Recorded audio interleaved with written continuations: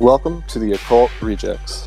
We are two former secret society members who were determined to show the public the truth that occultism has been purposely integrated into every aspect of society, from politics to music, Hollywood, and science. This is used to manipulate the public as a whole and to protect the fake elite. The symbols are used all around us to affect world events and public perception, our behavior, and even our future. We will translate the occult so that you have eyes to see. We reject their agenda to give you the tools to save yourself.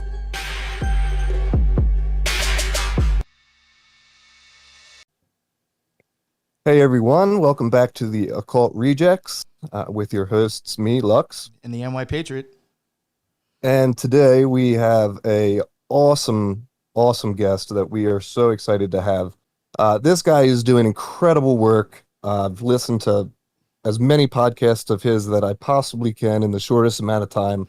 It's just really great stuff. So I highly suggest, if you're listening to us, give this guy a shot because the work he's doing is just outstanding. So we have Oddman on the show today.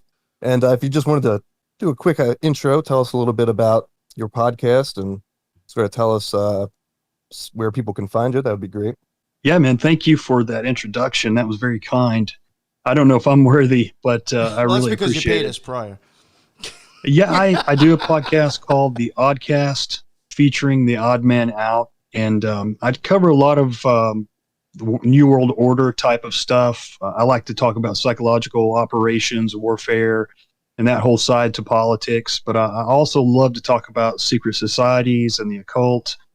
And so I just try to kind of read books that I know other people probably won't and kind of help them to understand, similar to kind of what you guys do, kind of try to help them understand why some of the things that are going on in our world are going on, and maybe also understand who is behind some of those things and try to figure out, have these things been planned for a very long time? And a lot of things seem like they are. So that's just kind of what I try to do. And if you want to find the show, just hit me up at Instagram or Twitter. It's _the Oddman out, or just search up the show. It's the Oddcast FT, the Oddman out.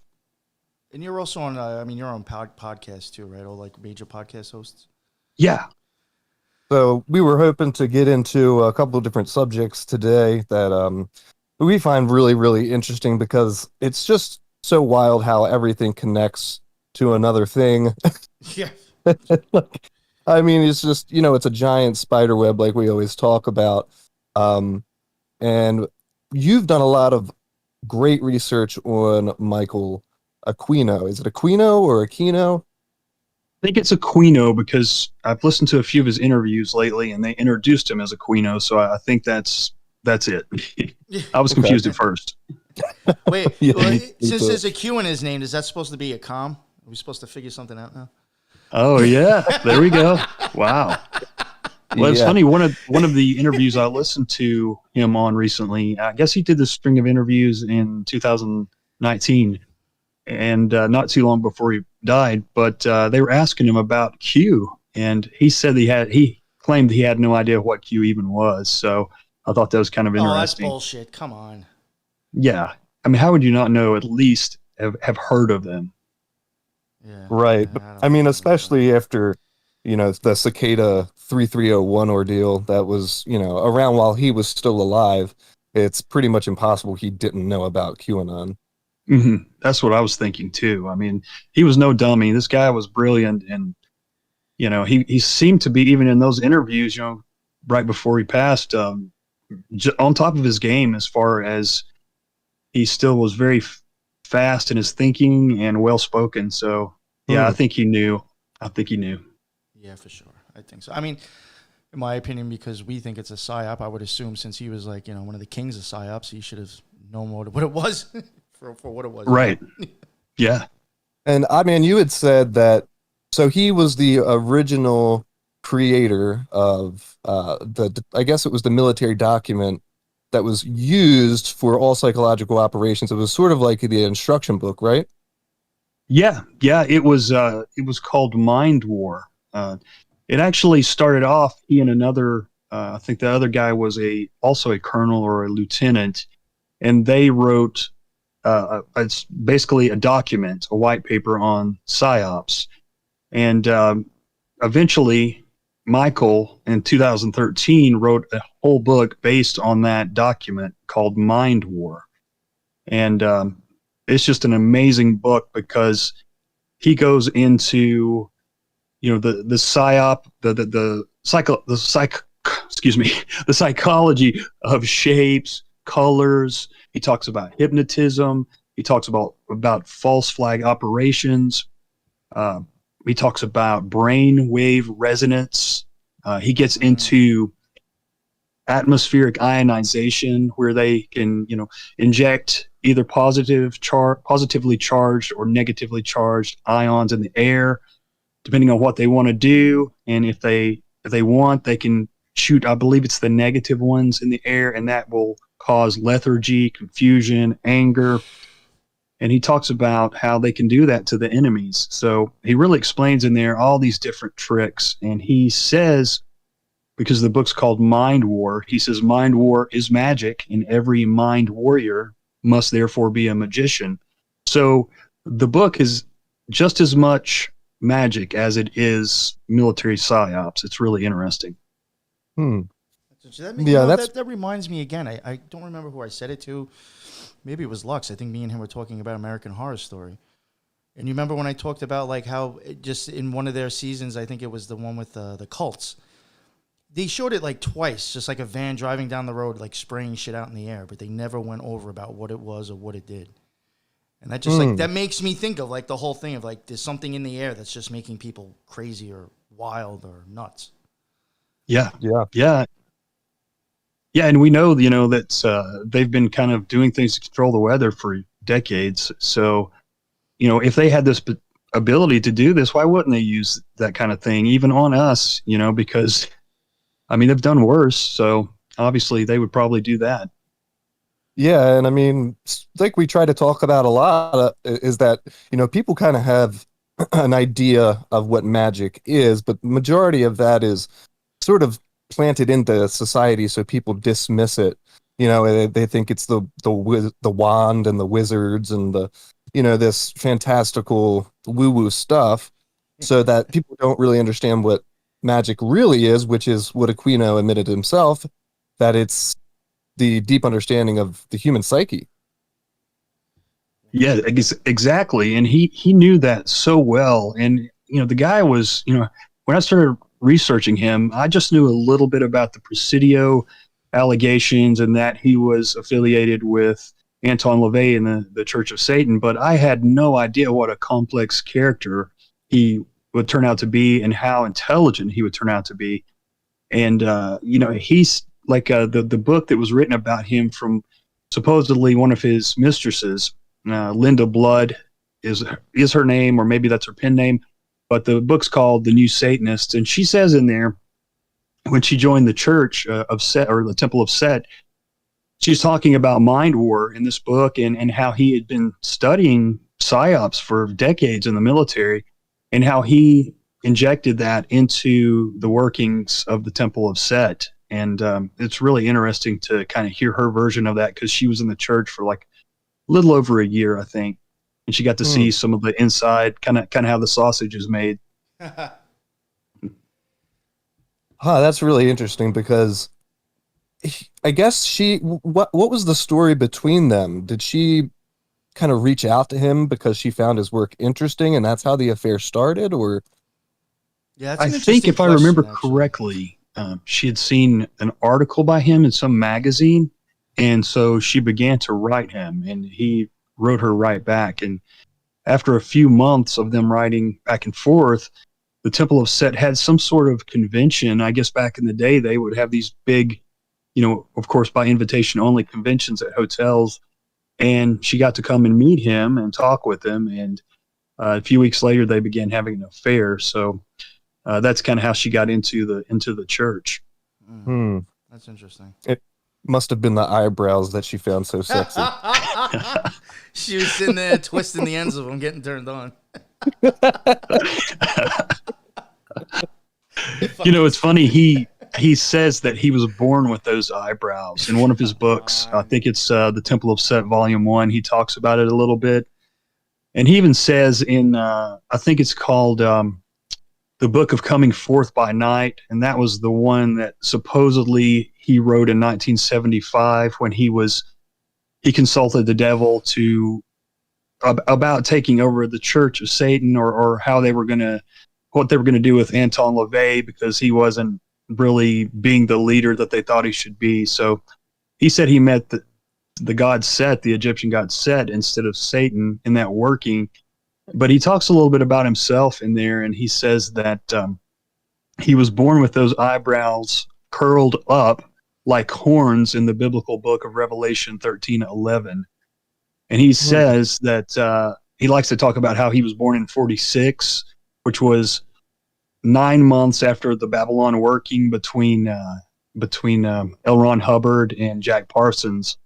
And so he kind of hints in there that he's related to the homunculus, the tiny artificial man with magic powers that they were supposed to be. Supposedly, he says that Parsons and Hubbard actually brought forth, even though the Babylon working, I think, was something different, wasn't it? Well, it was almost kind of like they created. After the Babylon working, supposedly some chick out of the blue just showed up that Parsons ended up being with. That was like I think considered like the Scarlet Whore. Yeah, that's what I was thinking. Yeah. But I do find that interesting, though, that he was born 9 months after that. Yeah, that is interesting. He talks about his mom and dad. I thought was pretty interesting. He said it was a pretty typical home. They were married. They were married his whole life. His dad was like kind of like a tepid Catholic. He wasn't like hardcore or anything. His mom wasn't really religious, but she was extremely intelligent. He said she had an IQ of like 189. Graduated Stanford 2 years early. She actually wrote children's books and did all kinds of art and different things like that. And he said that they were like, when he joined the Church of Satan, they were totally on board. They didn't have any reservations, which is kind of strange. But he said they actually liked LaVey. They thought he was charming, which I can see that, But it's kind of interesting. Yeah, that's wild. In case anybody's listening now and you don't know, Michael Aquino was in the Church of Satan first, right? And then he ended up starting. I'm just saying that just in case people don't know, he was in the Church of Satan first, and then eventually started the Temple of Set, which is like an offshoot of the Church of Satan. And maybe if you want to give just a little bit of a brief talk about that, and then you can go like maybe more specifically into him. And the Temple is Set. Absolutely. Yeah, just in case some of the listeners never heard of this before. I'm sure they probably have, but just to give like a little basic about the guy. Sure. Yeah, absolutely. So Aquino was in the military. He was in the Army Reserves, and at one time he was also in the regular Army. So he spent a whole life in the military. And this was during the Vietnam War in, I want to say 67, I believe, 68. The showing of Rosemary's Baby came out. And so he went to see that movie in San Francisco. Well, coming out of the theater when he was going in was LaVey and a bunch of his friends, all dressed in black and looking pretty wild. And he said he asked the guy at the counter, who was that? And he said that was Anton LaVey and his people from the Church of Satan. And he's like, wow. So he said the guy actually gave him one of LaVey's cards because LaVey had given it to him, I guess. And about a week later, he traveled to the Black House, I guess is what LaVey called it at the time, where he was working out of. And he said he went to the door, and it had a sign that said, "Do not ring doorbell unless you have an appointment." So he said he left and didn't think much about it because he was so busy with his military career. And about a year later, LaVey was speaking somewhere, and he went to that engagement and just kind of honestly fell in love with LaVey as far as like, he thought he was very charming, very intelligent, and so he started looking into the Church of Satan and ended up joining right away, and him and LaVey got along really well. That's one of the surprising things that I didn't know when I started looking into this, because I had no idea how high up Aquino was. He worked I think it took him 5 years to become not the Grand Magus, but just below that. I forget what they call that, right underneath LeVay. But he worked his way up, and he was an administrator as well. Then he and his first wife began to run a grotto, is what they called it, in Lexington, Kentucky, and they did that for a few years. And but all along, he wrote. He was writing these different workings and working on rituals and things that they needed to do with degrees. And he would present these things to LeVay, and LeVay was really receptive to him. He thought he was very intelligent and really liked what he was doing. And he eventually worked up to what he likes to call LeVay's left-hand man. He was second in command, basically. And he also came up with some of the pretty important workings. I think the Diablicon is one of them. And that ended up being one of the main workings in the Church of Satan. That was all Aquino, and he came up with the term black flame, which I guess is basically the divine spark, as the Freemasons call it. But that came from Aquino. Very smart guy, and I didn't realize that he'd worked his way up that far. So he's just about as important, maybe even more important than Anton in a way, because he was so important in the Church of Satan, then started this offshoot, which became kind of replaced the Church of Satan as far as the Temple of Set goes. Mm-hmm. Well, and he even got Satanism recognized in the military. Yeah, exactly. Yeah, and like I said, I think that another thing that makes him so unique is he was such a highly decorated military man. I mean, he's got award after award, and it's amazing. He was even awarded I think it was called the Cross of Vietnam or something like that from the Vietnamese government while he served in the military there. I'm probably labeling that wrong, but yeah, it was just one of the many awards that he had and medals. There's 2 pages in mine were just full of his accomplishments. Wow. And you would think that someone who was openly, an avowed Satanist wouldn't have such a successful career in the military, right? You would think that they would try and keep him kind of hush-hush and not really put him in the spotlight too much, but that's not what happened. It was almost the opposite. Yeah, it really was. It like I said, he joined the Church of Satan there in either 67, 68. So, and he didn't retire from the military till I believe 2006. So, he was in the Church of Satan early on in his military career. And, it certainly doesn't look, I haven't found any evidence that they were trying to push him out or keep him down or get him to retire or anything like that. So, yeah, I thought that was very interesting as well. Is there any other sort of, I guess, operation, like psychological operation that he was directly tied to, that he maybe orchestrated? He doesn't, if there is, he doesn't really talk about it in that book. He just kind of, he says that he come up with this book in all of these techniques to prevent physical war. So he's like, if we can prevent physical wars by using psychological operations, then, all the better, which makes sense. But, obviously, you can't let a power structure have these, learn these techniques and expect them not to use them in situations where they shouldn't, even on us. So, I think that's the downside to the whole thing. Exactly. And that's exactly what me and Lux really, with our show. We've had some people ask us, and I don't know if we've really ever came out on the show and said it, and I'll say it now for me. I mean, maybe Lux can say he agrees. So the stuff about occultism isn't that it's so much bad. It's that it's being hidden from people so then it can be used in a bad way. You know what I'm saying? If everybody knew the same thing, nobody would be able to play any games with other people. You know what I'm getting Right. at? You know, if everybody Yeah. knew this secret knowledge or the secrets of secrets, then you wouldn't be able to manipulate the next person because of that. Yeah. And that's where it Yeah. falls, in my opinion, that's where it starts falling into now the left-hand path, self-serving problems. You know, there can be a very good spiritual side of occultism, getting to learn yourself and God, but then at some point, people just switch to the wrong side and then ruin it, in my opinion, and give it a bad name.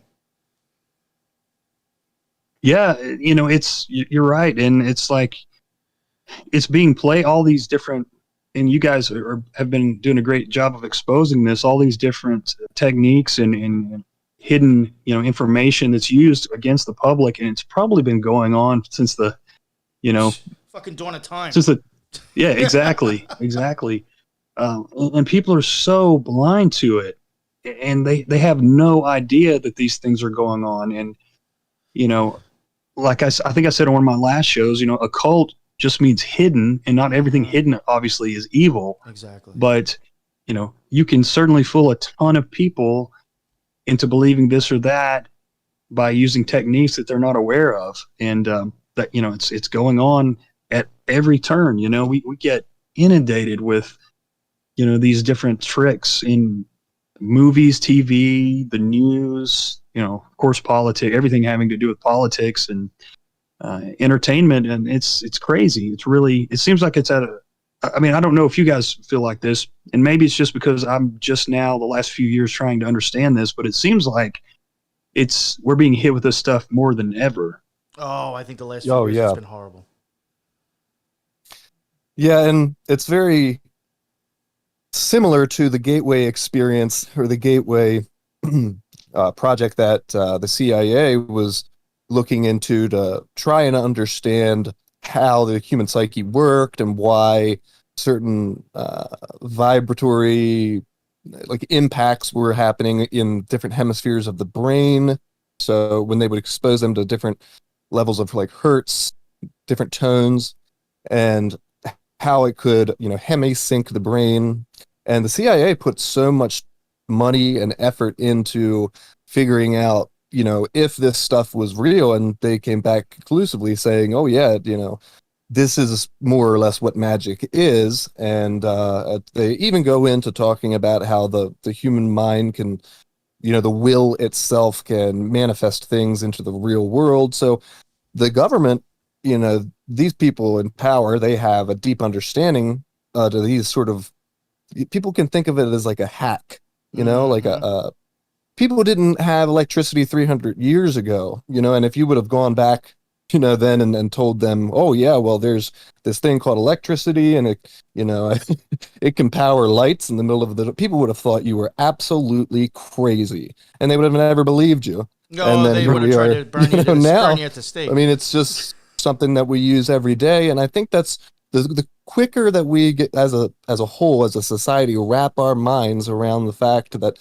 they have a system that is figured out of, so there's this underlying current of, you know, this energy that's around us. They have a deep understanding of it, and they're using it to manipulate the public. We are just none the wiser. You know, the faster that we get our brains wrapped around that, I think the faster or the better off we'll be. Mm-hmm. Mm-hmm. I mean, like you even mentioned the Gateway experience, and then Oddman mentioned something about Aquino remarking about colors and shapes. Right? You said something earlier. Yeah. So, I mean, you take sounds, you take vibrations. I mean, then colors and shapes, that's all that really is, a vibration too. But when you take all of those together, I mean, anything that your TV, media, anything, I mean, how do you know what's the point of it? Is there specific colors and sounds being used in something you're watching to make a change in you that they want done? Yeah, absolutely.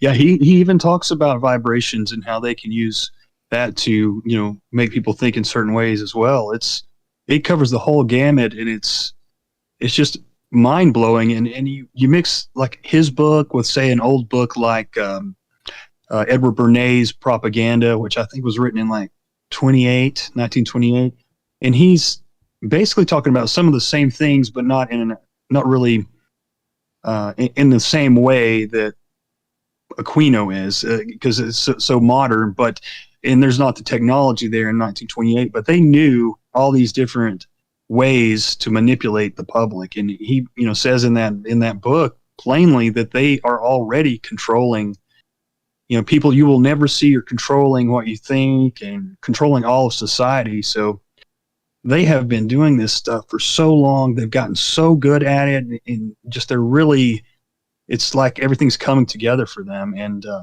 it's like you said, now is the time more than ever to start understanding what's going on, understand these occult tricks and psychological techniques, because, if you can't see them, a lot of good people have been fooled, and I know you guys know this too. And it's just sad to see so many people who are totally unaware of what's going on around them.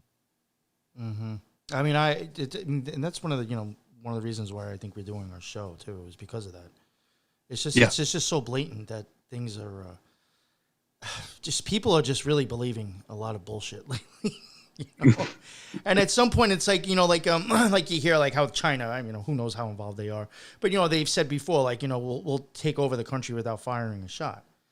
Mm-hmm. And that's exactly, I don't know where it's coming from. I'm not going to make a specific claim, but that is exactly what's going on right now. People don't even need to be physically harmed. You just got to throw chains around their head and lock their brain up in a prison, and you got them. Mm-hmm. Yeah. And it's just, in my opinion, it's getting worse and worse and worse in the last few years with that stuff. Yeah. Yeah. Oh, go ahead, man. One connection that we found particularly strange too is when it comes to the whole QAnon stuff, which I there's no way that I can say now that is not a psychological operation. I'm 100% sure, after the research that we've done, QAnon was a psychological operation. And if you look at sort of, well, where was Q posting on? He was posting on 8chan. And, the owner of 8chan is Jim Watkins. And he had gotten in a bunch of trouble for child pornography. He was one of the first guys to import Japanese pornography into the United States. He moved to the Philippines where, you can essentially marry and then have sex with a 12-year-old, I believe it is. It's either 12 or 14. So, you see this trend with this guy, right? And during our research looking into Watkins, we found evidence that he was connected to Aquino. So it looks like in court documents that he was the lawyer for Aquino in his first divorce. So it's just funny how, there you have Aquino again, right behind Jim Watkins, who's doing this psychological operation stuff. Watkins was also in the military. In your opinion, do you think that there are multiple psychological operations that are going on against the public sort of at all times? Yes. In a short answer, yes. I think they target specific audiences, how they kind of, especially now with social media, I think it's obviously easier than ever because, they kind of know how we're going to react to a certain thing before it even comes out. So they know what to kind of, what techniques to use and which way to use them as far as propaganda goes. So they can work the left a certain way, they can work the right a certain way, but they can even get more specific, with, say, the LGBTQ, crowd. They can work with people who lean more towards, say, white supremacy or something like that. Just all the different factions, even things that are a lot more innocent than that. And I think they're working us over left and right. I really do. I think that, they even have a department, I forget what it's called, but it's basically a meme department to, use on the public. And they say, of course, that they're fighting terrorism and they're fighting Russia and all these different things. But again, we're supposed to think that they wouldn't use that on the public. Right. Yeah. I think they use it on us before they use it somewhere else, honestly. Mm-hmm. Yeah. I think we're the test bed. Talking about like psyops and stuff real quick, it was something I did want to mention. Maybe you even know it, Oddman, that one of the grades in the Temple of Set is called MAGA. So think maybe I that did should- not know that. Yeah, That's maybe very that should be interesting. interesting for some people to hear that MAGA is also it's considered a grade or an attainment in the Temple of Set. So maybe chew on that for a little bit and think about it. Very interesting. Yeah. Yeah, I want to get into the grades. I'm kind of parsing out still the book Temple of Set. It's a pretty big book, but that's very, very interesting. I can't remember if we talked about it on your show, NY, but he supposedly when he was working, Aquino was working with NATO, and he was in the oh gosh, what was it? Not the World Economic Forum, but it was another one of those globalist networks that he was a part of. He went over to Germany, and he went to the Weibelsberg Castle, and it was famous because Himmler from the Nazis had worked in that castle. He'd looked to find the perfect castle type of building to kind of create this kind of like a group of soldiers who were based in the occult. And it's called the Westphalen Castle in Weibelsberg, and it's a triangular fortress. And supposedly there's a huge ritual chamber there, and there's a large swastika on the ground. And like a lot of these places, the windows are in a certain way where the sun shines through to go right on the swastika at a certain time of day. And so Aquino went over there. He said he had to drive for 2 hours into the middle of the country because at the time, it wasn't really a place that they wanted people to go, because they try to kind of keep a lot of these people from kind of celebrating these Nazi sites. But he found it, and it was like a little hostel, and he talked the caretaker into letting him lock himself in that ritual chamber room, and he did a working in there. That's interesting. I don't want to interrupt too much or take off too much time, but that reminds me a lot of the Abramelin ritual, really. Yeah. You're going to need Crowley had a house on Loch Ness that he went and bought because it was specifically, it worked. It was built in a way that the ritual was needed to do. So it was convenient for him, and that's why he bought that house, because it was facing a specific direction. You'll see the sun come up through certain windows at a certain time. That's all connected to the Abramelin ritual. So I'm wondering, could he have been doing something like that? It sounds like it to me, and he does mention Crowley quite a bit. And that ritual is to meet or supposedly come in contact with your holy guardian angel. Just to put that out there. So. Yeah. Well, he says that he experienced a vision. Inside that castle, there's also another area called the Hall of the Dead, but he was sitting in the sun there doing his ritual, and he said he got a vision of the ultimate purpose and meaning for the Temple of Set. And that's when he went back and revised or reinvigorated the Order of the Trapezoid, which I think started in the Church of Satan by Anton. And he said, that they weren't really going to focus so much on the Aryan supremacy because he did have a love for Nazi memorabilia, and he loved the Norse mythology and stuff like that. But he said they weren't going to focus so much on the Aryan supremacy as they were going to start fighting Christianity. I guess he felt like, that was the main opposition, of course, to the Temple of Set and Satanism. And so supposedly that all came to him while he was at that castle. And when he got back to the States, he wrote out everything he had done and gave it to the adepts in the Temple of Set. And he claims that, he didn't want to be like LaVey, where he was like such an overbearing, very popular personality.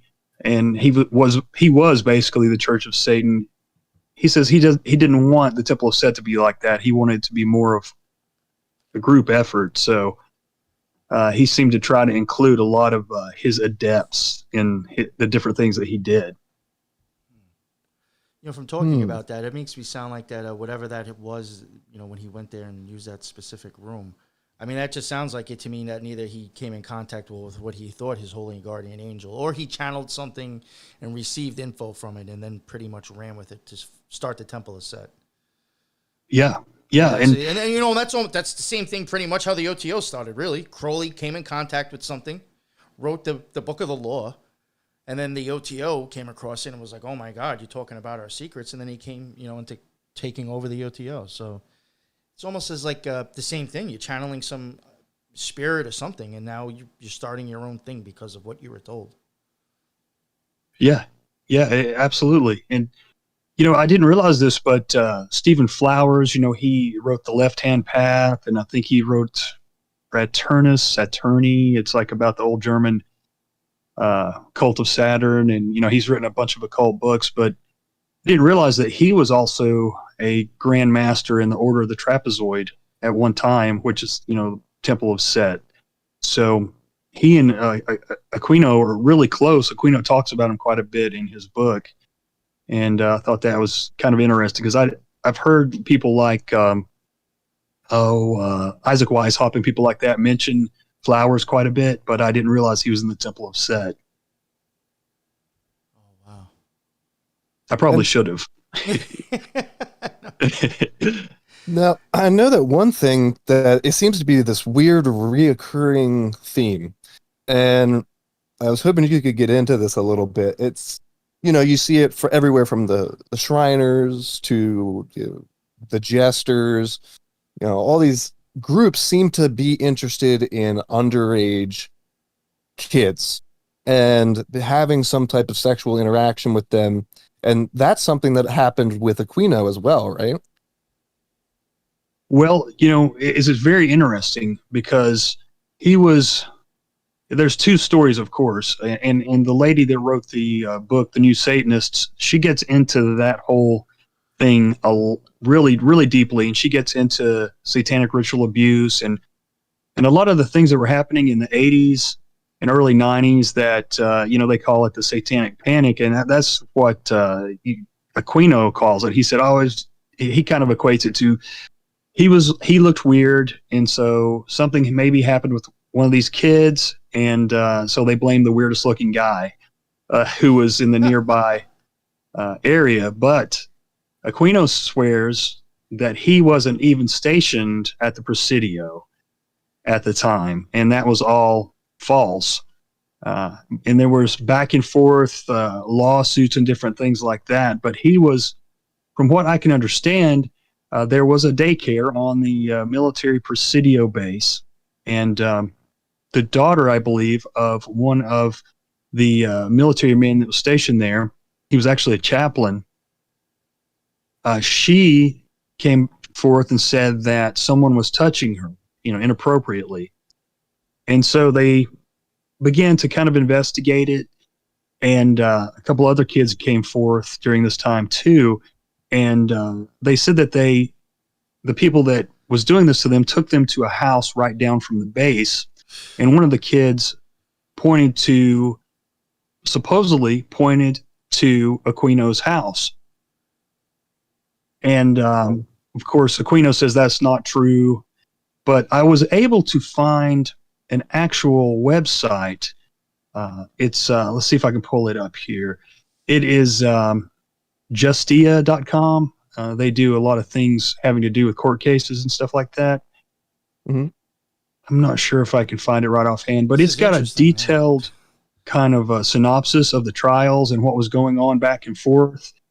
And it said that one of the children had these pet names for Aquino and his wife, and they called him Mikey, and I forget what they called the wife, but her name's Lilith, and it wasn't Lilith, and the child called her something else. And supposedly the children even pointed out a couple of the things in the house that would have been linked back to Aquino, because he liked to, he collected these Nazi swords and different things like that. So they said there were swords on the walls and things like that. But as far as I can tell, the military didn't push it too hard, and they didn't want it to get out because something like that could really be bad. Yeah. But as things went on, according to this book, there was about 60 different allegations from towards daycares all over the United States, and most of them had they were military bases, on military bases. And there was another guy who worked at one of the daycares named Gary Hambright, and he was charged for raping a child, and but somehow he got off 3 months later. And one of the judges turns out was friends with Aquino, of course, and some of the other higher ups in the military. And that was one of the judges who let Hambright off. And it's just crazy. It's like it's a real mess when you start looking into it, because there's just so much that happened, so many allegations. And I don't know if I mentioned it or not, but Aquino wrote this book detailing how he wasn't even in the state at the time, and how this supposedly this person or people who accused him were just trying to get rich, like a get rich quick scheme type thing. So it's complicated to really, I can't say one way or another, to be honest. I suspect that it has some truth to it, but I just don't know. I mean, I'll even say this. I mean, from what me and Lux have been going through, the last shows that we've done, I mean, the Shriners connected to kids, Quetzalcoatl connected to kids, Jesters connected to kids. Putting out another show on another order, they got their own fucking camp, their own school for kids. All of these things have some fucking connection to kids for some reason. I mean, obviously we know why, but I mean, it's just insane. Yeah. Every single one of these things we look into, if we look into it far enough, there is a connection to that order somehow to fucking kids. Yeah, and I think a lot of it goes back to, Frankism, Sabbatean Frankism. It's like sort of this idea that the worst that you can do, you got to do it, because it's going to eventually usher in the returning of some entity or something that these guys are so obsessed with. And, you see that in a lot of different secret societies. That's a trend, to sort of do the most evil that you can. And that openly included, I mean, the guy who sort of revived that, I think he got his daughter pregnant, and she was like very young. It's just all of this same kind of thing over and over again. It's bizarre. It's just an open secret, I guess. Yeah, it's crazy, isn't it? How all these different groups are involved with pedophilia in one way or another, sex trafficking. It's just, it makes you. And it's really depressing, because you think, good God, what kind of world do we live in? It's hard to take in sometimes, but it's true. It's obviously true. And, thousands of children go missing every year. And I mean, you just, it's there. It's our world that we live in. It's terrible, but it's really something that people need to face up to. And so they can kind of be a little more cautious about these groups and in individuals. I always say, like, if you know someone who generally wants to be around a child or children, because there's certain people, they I just love children. I love to be around them. They always pay a lot of attention to kids, which, there's nothing wrong with that at all. But it's like, I don't know, just watch these people like a hawk, because I don't trust people who want to be around, especially smaller children, a lot if they're not their own children, because it's a bit, it's kind of nerve-wracking. And I don't know. I mean, this crazy world that we live in, you just got to keep an eye on people. Yeah. And the scary thing is, though, is that some of these people that want, that are always trying to help kids or do this stuff with kids, some of them are still a kid in their mind. Yeah. Which is where, all of a sudden the pedophilia starts coming in, because they see nothing wrong with it, because in their mind, they're still 12 fucking years old. Mm-hmm. Yep. That's true. I mean, Michael Jackson comes to mind. Yeah. Oh, you know what? Something I wanted to ask you real quick. It was something you said earlier. You had mentioned that now the child had said that his name was Mickey and the other nickname was Lilith. Lilith is his wife's name. Oh, but, okay. That wasn't her nickname. Yeah, they called her something else. Oh, okay. And so they eventually did drop the charges against his wife, because there was no way that, they could really pin her just by a nickname. I mean, I wonder if it was Lilith even her real name, because I mean that's a pagan goddess right there. So Sure. Yeah. Exactly. You know? I bet it's not. I had thought if that was her nickname and the kids said that it was Lilith, then I was like gonna say like, there's no way some kid would have just made that up. Right. Yeah. Yeah. Exactly. Exactly. Yeah. Aquino, he countersued, and I think he lost his countersuit. But it just eventually, from what this lady describes in the book, a lot of these allegations just kind of fell flat because there wasn't a will to really enforce them. One of the more than one of the lawyers who was representing these children and the children's families, they were threatened and followed, and weird things happened. One of the lawyers, she was kidnapped. She thought she was going to meet a possible witness. And when she got to the parking lot, a guy jumped in her car, took her down the road. They put a blindfold on her, and supposedly, now this is hearsay from this book, but they took the blindfold off eventually and showed her pictures of dead, tortured children. Oh my God! And then I guess put the blindfold back on and played tapes of people screaming in pain, being tortured or whatever. And then eventually dropped her off, and they thought that she would drop the case out of fear, but she didn't. She kept pushing it, but even so, didn't get that far. And then another lawyer, he was followed. His children were threatened.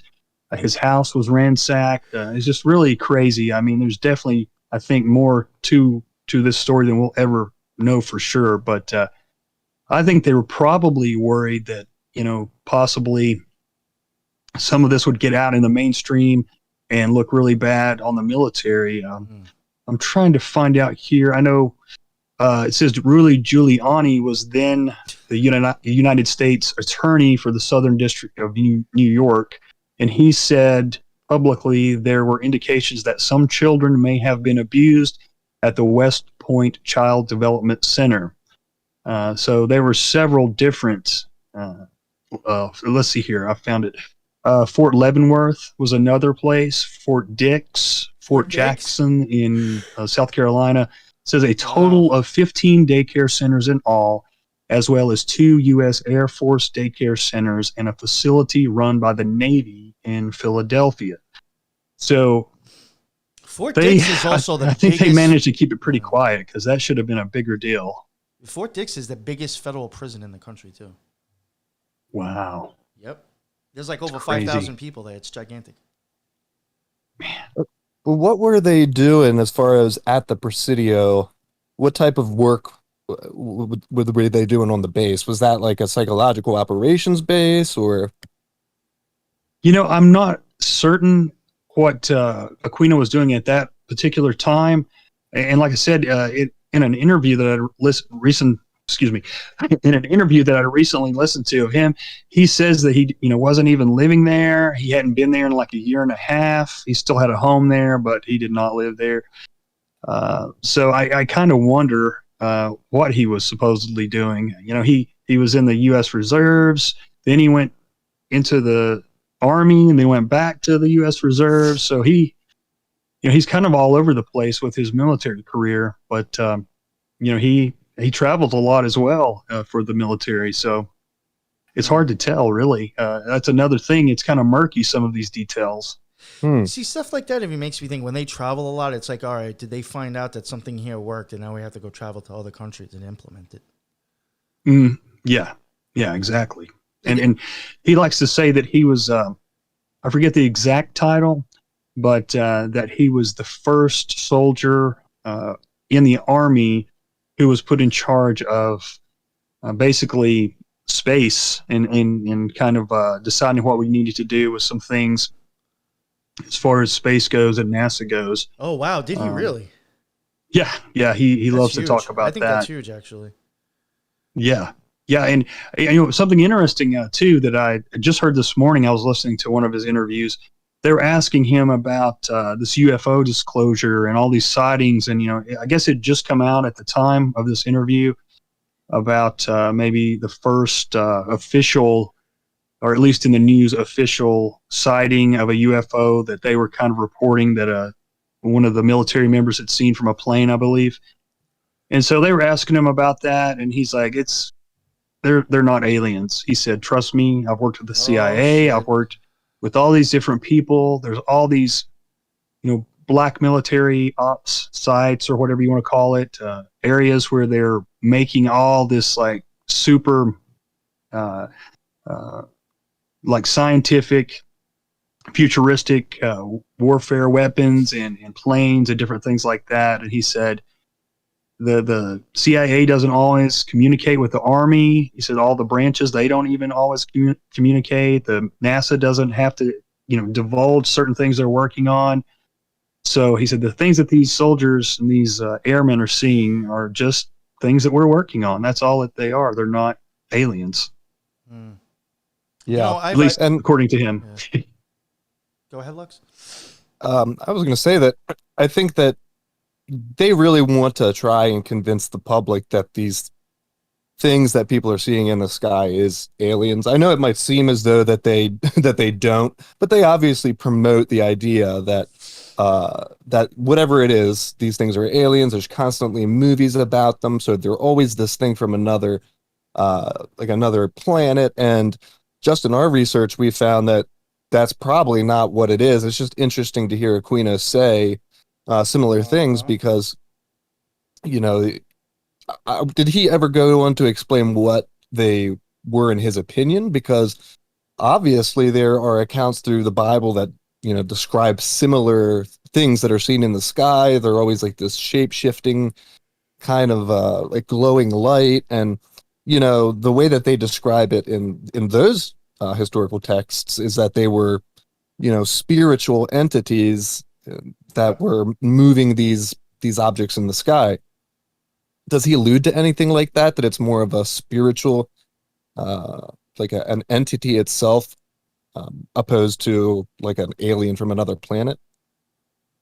No, I kind of thought that might be where he was heading when I first started listening to that, but it wasn't.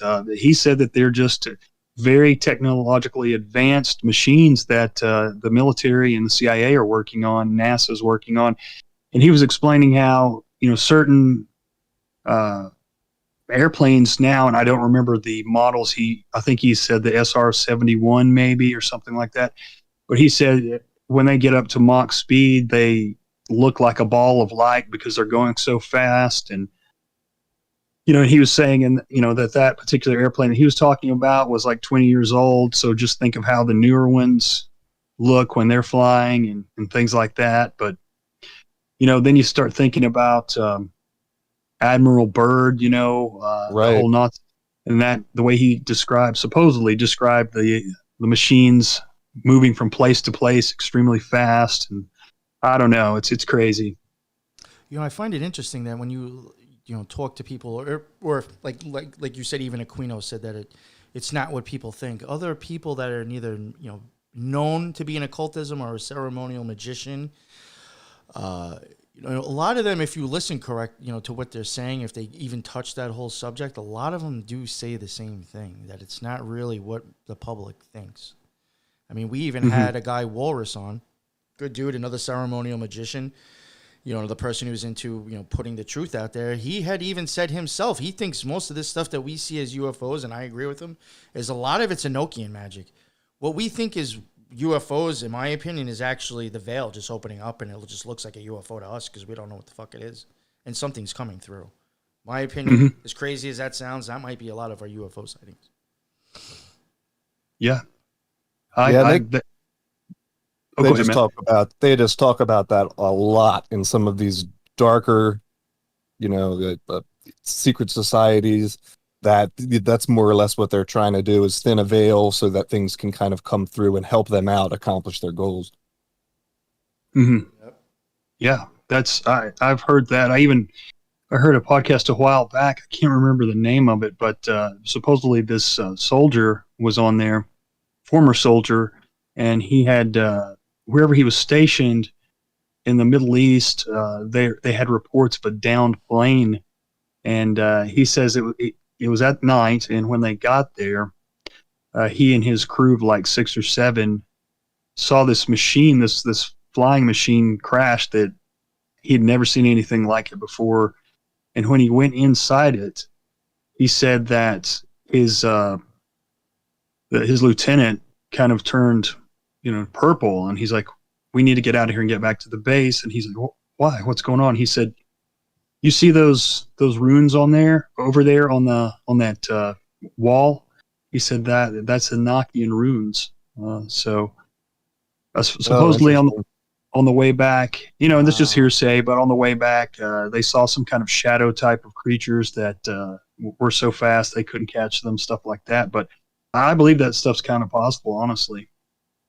That's so wild. Yeah, it's probably a little bit of a mix of both. Yeah, that's what I think. Yeah. There's Yeah. things out there that we probably are our own things, and we just don't know what it's doing. And then, they just say it's aliens when people start questioning other things, Mhm. Yeah. Yep. Because it's just so interesting how deep, when you get into like the CIA stuff, how interested they are in the occult. I mean, it's such a focus point for what, it's an intelligence agency. They try and make it look like they're fighting the Russians, but they're spending, billions of dollars on researching occult methods and ceremonial magic. And then you got Aquino, who is the leader of and founder of a secret society that's focused on black magic, and he's the one who's writing the operational handbook for psyops. I mean, come on, like let's. Why are they so interested in the occult, and why would they promote someone like that to develop, psychological operations? I mean, come on. And then he's in the military. That's when I will say that people throwing around the whole phrase, so-and-so is military. Yeah, I'll admit, you're probably right. It probably is military, and it's just another military psyop, and people don't see it. Mm-hmm. Yeah. I mean, when people are throwing around that shit, Q is military. Yeah, you actually might be 100% correct on that. It's just you're a little twisted about what you think they're doing. Yeah. Yeah, exactly. You know what I'm saying? Just because it's the military's involved, I mean, we're just right here with Aquino. Does not mean they have our best interests. Definitely not. That's what I try to tell people, because I come from like a real right-leaning background, and and where a few years ago I wouldn't have ever questioned the military on anything, because I would have felt like that would have been, unpatriotic. But then the more you research, you're like, wait a minute, it's actually patriotic to point out when they're doing things that they shouldn't be doing, and and a lot of people still can't quite come out of that. They're like, oh, they would never do that to us because they're there to protect us. But you can't trust those people who are at the upper echelons, just like you can't trust politicians. It's just like you just never know. I'll even say yesterday we were on a show and they had I forgot exactly what the question was. I think something to do with like maybe politics and the type of people at the lodge. And I had told them to let Lux go first, and then they never actually got to ask me my opinion on it. But there was something I did want to bring up that, like, I was in the OTO and I was very far leaning to the left. There was a bunch of people there. I'd probably say about 4 or 5 of them that I was actually kind of friends with. Some of them I was actually very close with. They kind of got sick of the OTO, and they left and went to the Temple of Set. Now, those people that I can tell you that I personally knew that left, they were far right. Or maybe not far right, but they were not leftists. Mm-hmm. They were very much on the right side, and they thought that the Temple of Set was better. So, like, basically what I'm getting at, you could, and I've even heard people say, like, and this sounds fucked up, but it's like, if you are, I guess, a magician, or you know what the truth is, and if you're looking at people around you that are so far gone and so much believing a lie, at that point it's like, well, we might as well just keep on playing with them. Mm-hmm. So, like, you don't have to really, I don't know how to explain this. You could be of a different mindset and influence a completely opposite mindset because you know that will control people. So when it gets to the left and the right, I hate to say it, they both do it. You know what I'm saying? I guess that's something I was trying to get at. Even people on the right side use this shit and see an advantage of it. So it comes from both sides of the government. Yeah, and I think you're totally right. And I think it's because, at the top, it's kind of like, it's become a cliche, but I think at the top, there's not a whole lot of difference, especially in politics. And so people you might think are conservative or liberal, they only use that kind of to usurp more power because they have to take one side or the other. And they're going to take the side, whichever side at the time is going to give them the most power, I think, and help them to network to make the most money. Oh yeah. I mean, you could even be living like I would even. Well, it would seem a little weird to actually say this, but I mean, maybe they could be living somewhat of a conservative lifestyle, but the ideas they're pushing out is completely opposite because then they know that they can control people that wouldn't choose the conservative lifestyle. You know what I'm saying too? I mean, I know that exactly. sounds like complete opposite and probably doesn't make any sense, but that's just a form of controlling somebody, really. Yep. Yeah. And I will say, I don't think I've mentioned this at all before on the podcast or anywhere else, but I'm former military. And I will say that in the very beginning, I was able to pick up on what was happening sort of around me in those first couple of weeks of being in boot camp. Everything was brainwashing.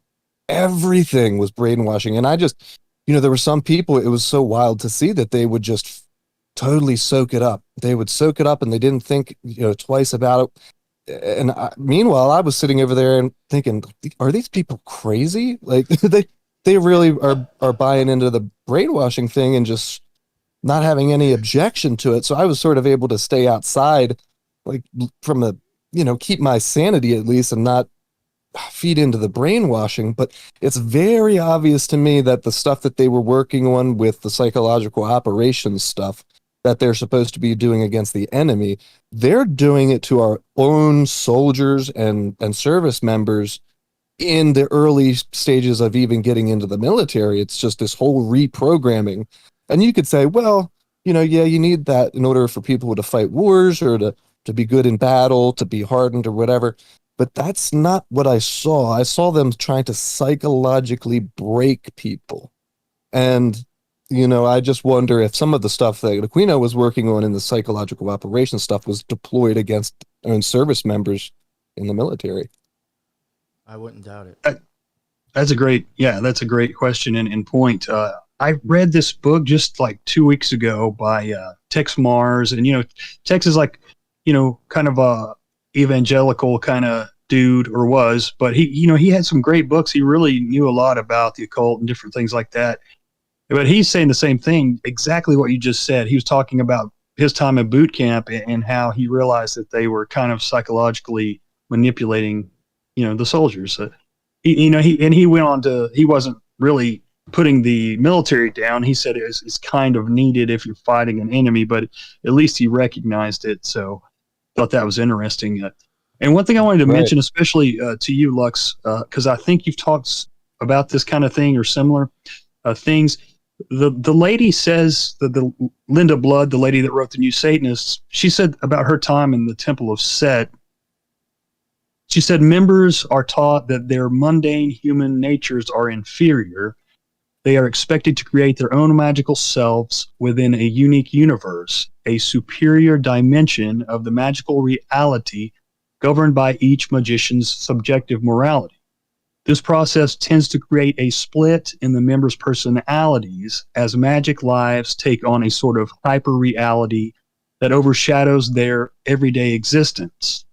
The temple scorns the use of many common mind control practices such as chanting or food or sleep deprivation, but the emphasis on intense meditative ritual combined with the overwhelming volume of study materials in the black magic arts techniques and other subjects is likely to monopolize whatever free time the member might have and focus his or her attention totally on the temple.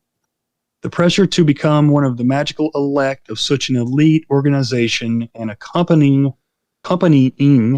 contempt shown for the rest of society can aggravate members' sense of alienation from the outside world, sometimes to the point of paranoia, and can foster an extreme dependence on the group as a source of self-value validation.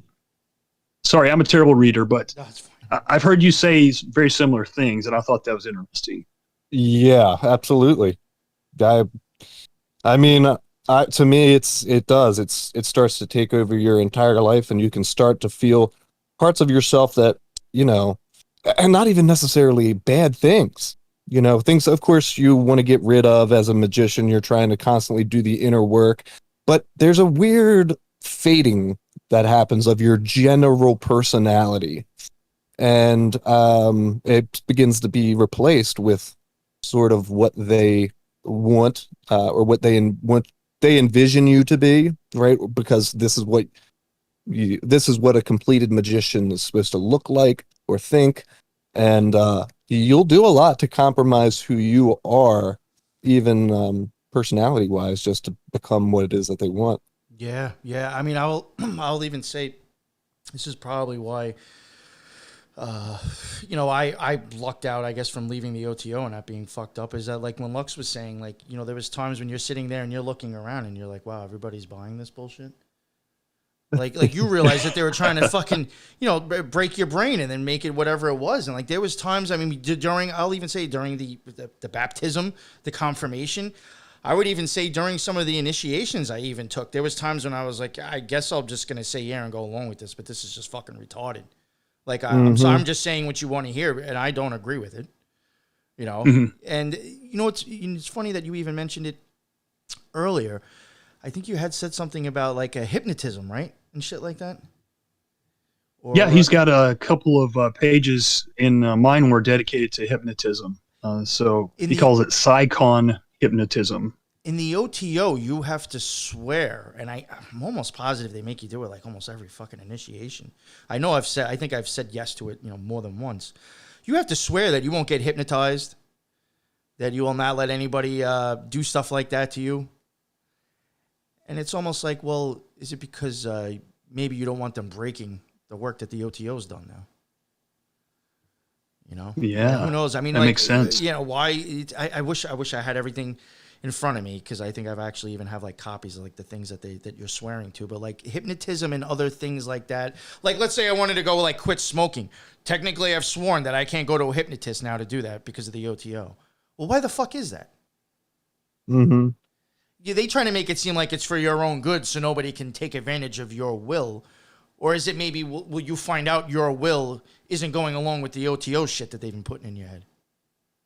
Mm-hmm. I just find that interesting too. And the guys who I always saw at the very top, they were smart, they were successful, but every one of them was very drone-like. It was bizarre to see sometimes and that's partially what made me so apprehensive as I kind of made my way up, because it was seeing that I didn't want to become that. I mean, it was just sort of this emotionless drone-like personality that almost felt like, I know this might sound a little weird, but it felt like it was hijacked a bit, like their personality was hijacked a bit by something else. Some type, maybe energies or something, I don't know. I'm not going to, go down that rabbit hole too far, but it just seems like there was something else peeking out of their personality that wasn't them. I mean, I will even say I noticed, when you do ritual initiations in the OTO, normally within a few weeks they try to schedule like a class on whatever degree that you took, and normally they'll have the person who neither did your degree just recently or somebody else high up that understands them. They'll do like kind of like a small class and maybe go over some of the stuff. And I had noticed, I think in the Minervalan first, well, they do it, I think they did it in all of them that I've taken. There will be times that they'll neither touch you, or I'll even say in one of the initiations, they take a sword. They don't hit you hard, but I think it might even be while you're blindfolded. They will like hit you in like your belt line. And now I had no idea. I thought maybe it was just to get your attention or whatever. And now something this small, most people probably didn't even pick up. Now I caught it though. During one of the classes, they had mentioned the reason why they hit you with that is to activate that chakra right there. So now now you're trying to activate my chakra without me doing it. Now how do I know it's not to pick up shit that you're trying to push into me or push onto me that I don't even notice?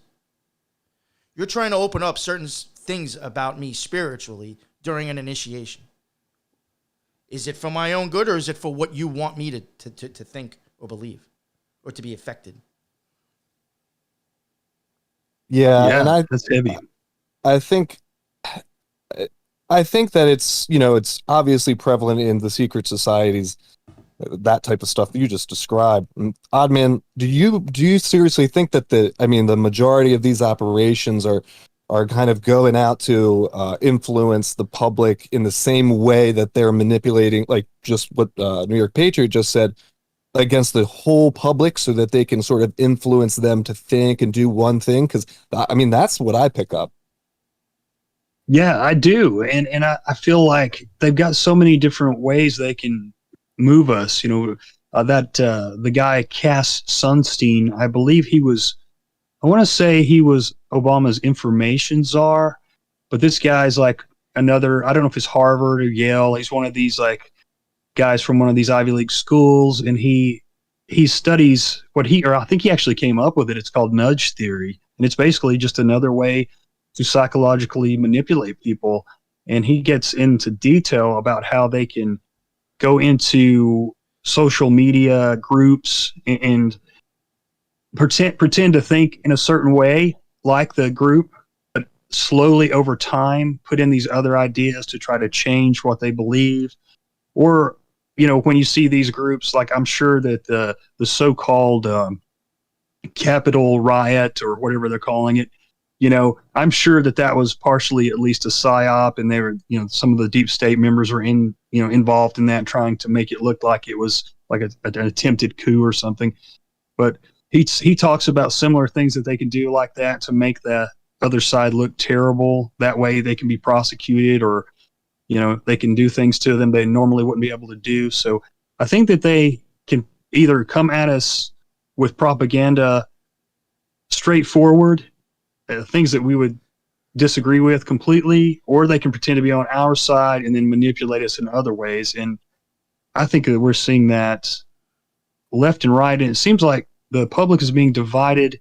Before it was mostly like left versus right, but in the past it's been like kind of a different system of the lower class versus the middle class and different things like that. But now it's like they're inventing all these little micro, kind of titles and labels that people are taking on. And that way they can also divide us in that way too. So it's like at every level, race, class, politics, religion, everything. Mm. Yeah, it's that's like everybody really has to have a group for whatever thought they have. You know what I'm saying? Yeah. And now that you can have, what was it, like 20, is it 20 some odd genders now? I don't want to offend. No, 72. Oh, the magical number. Wow. 72 to go with the 72 demons from the Goetia. Yeah, I saw that the other day. I forget who it was that was, I don't know, it was like, the Department of Health or something, I don't know, but they were pretty much saying that there are now 72 identified genders. That makes sense. Wow. 72 so now demons it's from the Goetia. Yeah. And so now it's not just, male versus female, or gay versus straight. You've got all these other mixes that they can potentially divide people with. And people nowadays, especially younger people, you know how it is. When you're younger, you're looking for some kind of label because you want to fit in with something. Yes, you're trying to find yourself. Yeah. And they can hook these people, and then before you know it, they're kind of controlling them. And, we know that the CIA have been culture controllers and creators for years and years. So I think we're seeing a lot of that right now. Yeah. And of course have been for a long time, but I think they've upped it in the last few years. What they do is, what they're really good at right now is throwing horse blinders on people's faces and making them focus on this 1% that they think they are and not looking at the whole other picture. And you just get handcuffed to that one idea. That may not even be true. Like, this is another thing that blows my mind, even when it comes to all these sexualities. It's like, you didn't think you were a non-binary penguin until somebody told you that was a fucking option.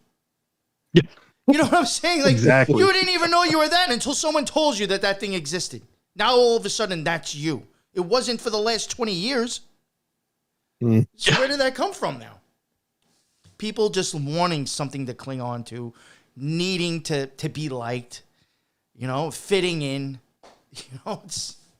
and they found out that humans seem to need that in order to function, and they're running with it. Well said, man. I totally Yep. agree. And I guess we've been going on for a while here, so we can wrap it up here. But, I think that the real reason why, you're doing your podcast, the reason why we're doing ours, and so many other people are, you see a massive influx within the last 4 years. You've seen a massive influx of people who are sick and tired of all of this stuff going on, and they are making podcasts, and they're connecting. They're organizing together, and they're pushing this information out harder than ever. And I think it's probably the most important thing that you can do right now is to get this information out. I think that's why so many people are doing it, and I think that we are the number one target. Sort of, the transgender stuff, and people who pick that up, that's the low-hanging fruit, because if you're going to buy into that, then you're probably not free thinking, you're not being self-critical. When you look at psychological operations like, QAnon, it's obvious that they're trying to weed out the free thinkers. And so I think that's what it's so important that we're doing what we're doing right now. And, just gotta keep up the good fight to push this information out, because we are fucked. I agree, man. People ask me sometimes, don't you have anything positive to say? And it's like, it's kind of hard because, like you just said, and you look around and see what's happening, and all these people are being so easily moved exactly the way the powers that be want them to be moved. And, we have our kind of the truther community, or whatever you want to call it. And we're all fighting really hard to get people to wake up, but still we're such a small community compared to the masses. Yes, and it gets disheartening sometimes, but I agree, man. You got to just, as silly as it sounds, plant the seed in someone's mind if they don't seem really open to learning new stuff. And once they get interested, then they'll really want to know more and more. So I think it's just, you got to be, eternal vigilance. You just got to keep trying to get out to people information that they normally would never come across. And I think that that's why I love you guys. And I appreciate you letting me, talk kind of about this stuff. And I try to do similar things as well. I'll even say, like you had said, that some people are like, well, do you see anything positive at all? I could say, like, sometimes when you're looking at the world, how can you? But I can say meeting people like yourself and other people that are doing shows and doing the same thing that we're doing, I could say that's a positive, at least. That I could say, we may look at the world as being screwed up, but at least I've come across other people, and I can say I know other people that aren't fucked up in this, and they're all trying to do the same thing as we're doing. That's a positive thing I could say out of this whole fucking shit show. I agree, man. Yeah, I've definitely met some cool people, and people have been really nice to me, and and motivated me, and I've learned from them, and I hope they've learned a little bit from me, and it's been great. For sure, yeah. No, you do some great work, man. So yeah, absolutely. If you want to plug your stuff again one more time. Sure, man. So if you want to find me on social media, _ the Oddman out on Twitter and Instagram, and the podcast you can find on pretty much any of the main platforms. It's the Oddcast FT, the Oddman out. And if you can't find it on there, on one of your platforms, just go to alternatecurrentradio.com, and my show's like the third or fourth, fifth show down, something like that. There's a lot of great shows on there, but yeah, I appreciate it, guys. Thank you so much. Yeah, no, thank you. That was good stuff. And I think it's good to show that we're talking about somebody that was in the military. And that's another thing I think me and Luck just want to even try to push also, that, people who in powerful positions may not have the best interest for the public. Yeah, exactly.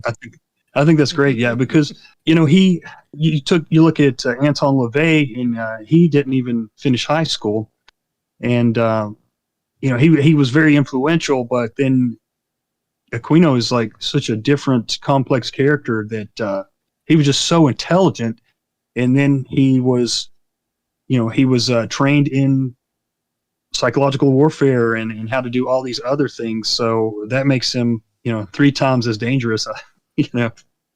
Exactly. For sure.